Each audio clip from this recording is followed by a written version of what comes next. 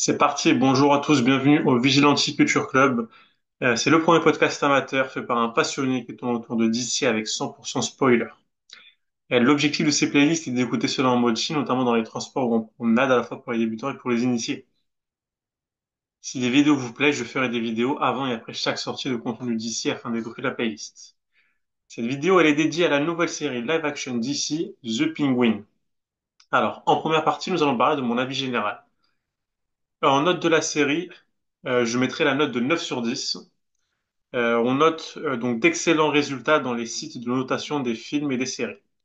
Au niveau physique et multivers, la série se passe dans un univers alternatif dont on ne connaît pas le numéro, mais on sait que c'est dans le même univers que le film The Batman de Matt Reeves de 2022.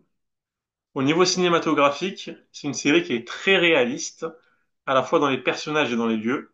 Il y a un focus sur la psychologie et les souffrances de chaque personnage principal. Elle montre l'urbanisation de Gotham, mais aussi sa périphérie qui ressemble à une banlieue traditionnelle. Et elle est un guide qui montre l'ascension dans le crime organisé. En partie 2, nous allons parler de l'intrigue du film. Alors, on note principalement l'ascension donc d'Oswald Cobb, dit le Pingouin. Après la mort de Carmine Falcone, donc parrain de la pègre de Gotham, que l'on a vu bien évidemment dans le film The Batman, son fils donc Alberto prend le relais, mais se fait tuer très rapidement par Oscorp qui a des projets d'ascension. En parallèle, Sophia Falcone sort de l'asile d'Arkham où elle avait été enfermée par son père et souhaite retrouver l'assassin de son frère et prendre la tête de la famille Falcone. Une guerre à la fois stratégique et sanglante s'ouvre entre Oz et Sophia pour savoir qui contrôlera la plus grande famille de la pègre de Gotham et du coup, qui contrôlera la pègre de Gotham. En partie 3, nous allons parler un peu des personnages. Alors, en ce qui concerne les personnages principaux, donc, nous avons donc Oz Cobb qui est le pingouin, qui est interprété par Colin Farrell brillamment. Il était un bras droit de Carmine Falcone. Il tue donc Alberto Falcone et monte la famille Maroni contre la famille Falcone afin de créer une guerre des gangs afin de récupérer le pouvoir, tout en prenant soin de sa mère Frances qui est malade et en formant son acolyte Victor Aguilar. Et ensuite, on a Sofia Falcone, qui est brillamment jouée par Christine Milioti. Après la mort donc de Alberto, son frère, elle sort de l'asile d'Arkham et elle décide de tout faire pour retrouver son assassin et prendre le leadership de la famille Falcone. On a Frances Cobb, qui est la mère de Oz. Elle vit dans la banlieue de Gotham et souffre de démence. Et petit à petit, ben, on apprend aussi qu'elle couvre le secret de Oz, qui, lorsqu'il était jeune, il a tué ses frères.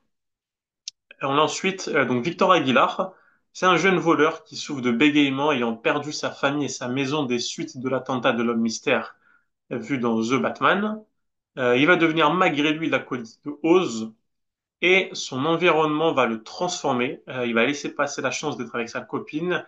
Il va tuer pour la première fois et sera tué à la fin de la série par son maître Oz. Une fin qui est assez lourde. On a le docteur Rush aussi. Il est le psychiatre qui s'occupe de Sophia lorsqu'elle était à Arkham. Il va très vite développer des sentiments et une sorte de fascination pour elle. Il va la rejoindre afin de lui offrir ses services de lavage de cerveau.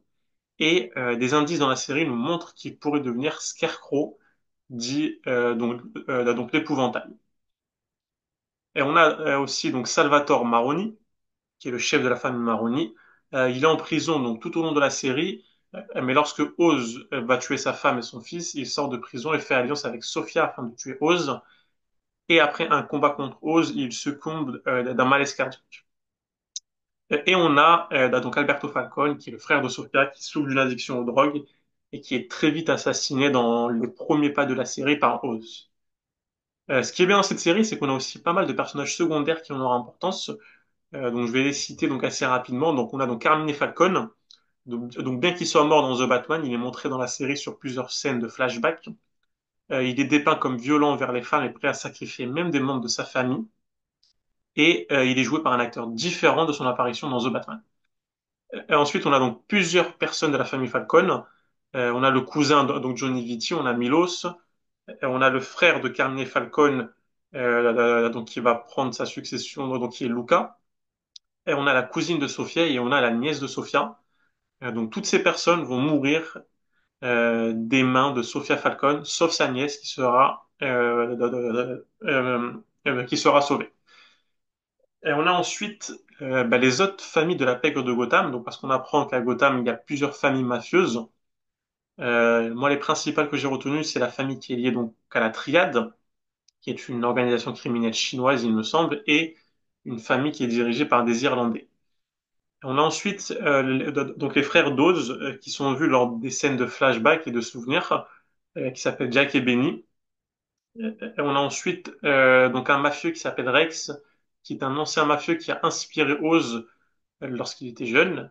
Et on a quelques éléments qui vont faire le lien avec The Batman, dont un policier qu'on voit dans The Batman, qui vient voir Sofia lorsque Sofia tue donc toute sa famille dans la maison des Falcone. On a donc une mention de la mère, donc Bella Real, qui a été élue, donc il me semble, dans The Batman. On a donc une mention de Selina Kyle, donc Catwoman, qui envoie une lettre donc à Sophia Falcone lorsqu'elle retourne donc à l'asile d'Arkham. Et on ne connaît pas ce qui est mentionné dans cette lettre. Et à la fin, on a un bat signal. Donc, qui a envoyé ce bat signal? Donc, très certainement le commissaire Gordon qui est en lien avec Batman. Mais pourquoi et dans quelles circonstances? Donc, ça, on aimerait bien savoir. Et en partie 4, nous allons parler des théories pour la suite. Donc la suite de ces aventures, on les retrouvera très certainement dans le film The Batman partie 2. Pour le moment, il n'a pas officiellement de titre. Ben, donc à mon sens, on aura donc un Gotham qui sera dirigé dans l'ombre par le Pingouin.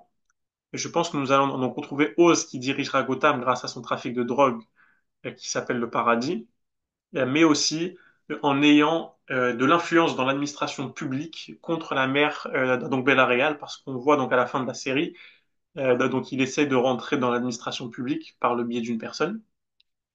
Et on aura aussi donc un Batman qui sera encore sous le choc de la destruction d'une partie de Gotham par le mystère.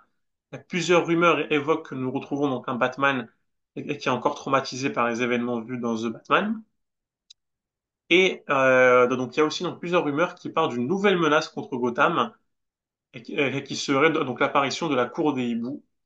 Moi, je pense que nous apprendrons que la Cour des Hiboux, elle dirige la ville dans l'ombre depuis plusieurs siècles et qu'elle a décidé de prendre de lourdes décisions face à l'arrivée de Batman et du Pingouin. On pourrait avoir aussi donc un Batman qui formera donc un acolyte, donc un Robin. Alors donc pourquoi pas voir l'apparition donc de Dick Grayson ou de Tim Drake, qui semblent être les choix les plus judicieux donc à mon sens. Et dans cette adaptation qui est très réaliste, moi je verrais bien le Batman de Tim Drake. Donc pourquoi? Parce que c'est le Robin qui est le plus enquêteur.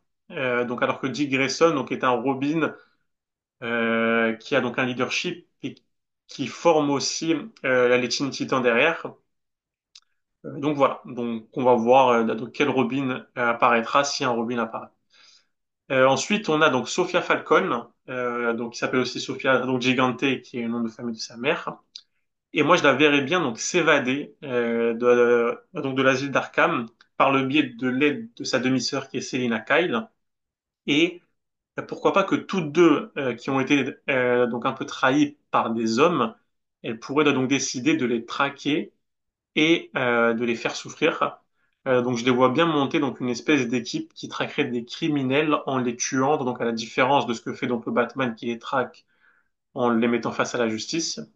Et pourquoi pas donc recruter donc le docteur Crane ou le professeur Pig qui pourrait les aider là, donc à torturer leur adversaire. Et en fin de film, moi je verrais bien donc l'apparition d'une menace bien plus terrible pour toute la ville de Gotham qui serait donc tapie dans l'ombre. Et je fais notamment référence donc au Joker qu'on a vu donc soit donc à l'asile d'Arkham, soit dans la prison de Blackgate, donc à la fin de The Batman, je m'en souviens plus exactement. Mais entre donc tous ces combats donc pour le pouvoir et la justice, et ben donc une menace donc bien plus terrible se présenterait à la fin du film.